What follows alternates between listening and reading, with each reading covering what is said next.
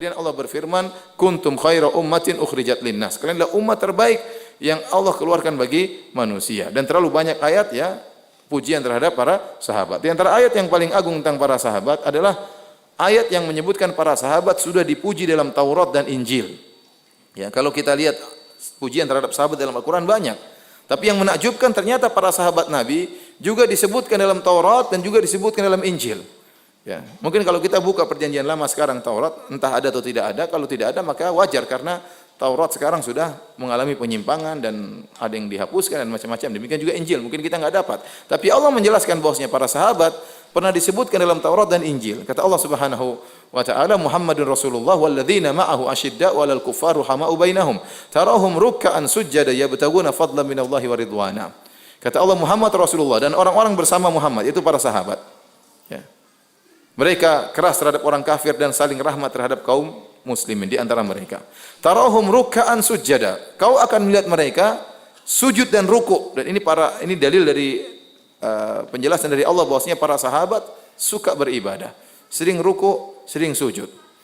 Simahum fi wujuhim min athari sujud. Pada wajah mereka ada bekas sujud.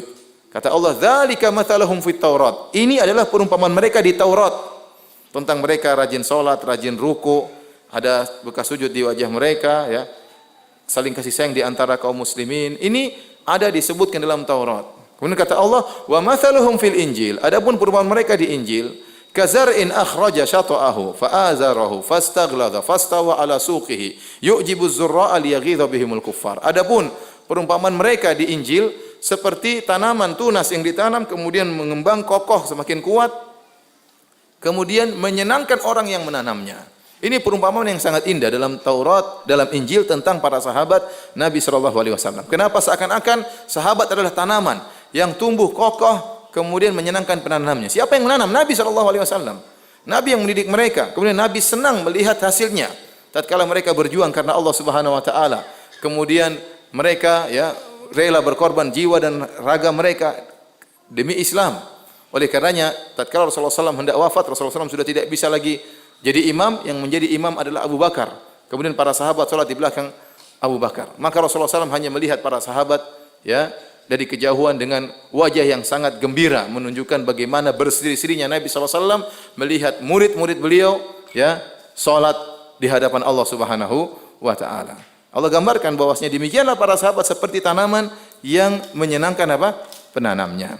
Oleh karena para hadirin Allah Subhanahu wa taala secara logis sangat mudah diterima bahwasanya para sahabat merupakan barometer dari kebenaran. Makanya Allah mengatakan, "Wa may yushaqiqir rasula min ba'di ma tabayyana lahumul huda wa yattabi' ghayra sabilil mu'minin nuwallihi ma tawalla wa nuslihi jahannam wa sa'at masira." Kata Allah, barang siapa yang menyimpang, yushaqiq musyaqqat artinya Nabi di sini dia di tempat yang lain. Barang siapa yang menyimpang dari Nabi, menjauhi jalan Nabi, wa yattabi' ghayra sabilil mu'minin dan mengikuti jalan selain orang-orang beriman. Nuwallihi ma tawalla wa nuslihi jahannam wa sa'at masira. Maka kami akan palingkan kemana dia berpaling, kami masukkan dalam neraka jahanam dan itulah tempat terburuk untuk kembali. Di sini Allah Subhanahu wa taala mengatakan sebab masuk dalam neraka jahanam adalah menyimpang dari jalan Nabi dan mengikuti jalan selain jalannya kaum mukminin. Jalan kaum mukminin maksudnya jalan para sahabat. Waktu turun ayat-ayat Al-Qur'an, yang dimaksud dengan kaum mukminin siapa? Jalannya para sahabat. Kaum ini adalah para sahabat. Maka barang siapa yang menyimpang wa yattabi' ghayra sabilil mu'minin dan orang yang mengikuti jalan selain jalan kaum mukminin maksudnya jalan selain jalan para sahabat. Nah, ini perkara yang sangat logis dan ini standar kebenaran ya dalam Islam ada namanya standar kebenaran yaitu mengikuti Nabi dan mengikuti jalannya para sahabat. Karena mereka yang lebih paham tentang agama, mereka langsung berguru kepada Nabi sallallahu alaihi wasallam, mereka lebih mengerti tentang turunnya ayat Al-Qur'an dan turunnya bagaimana hadis-hadis Nabi SAW, mereka lihat langsung praktek Nabi SAW, jadi pemahaman mereka adalah pemahaman yang terbenar. Nah, kalau ingin selamat, ya, maka ikutilah jalan para sahabat. Itu standarisasi kebenaran.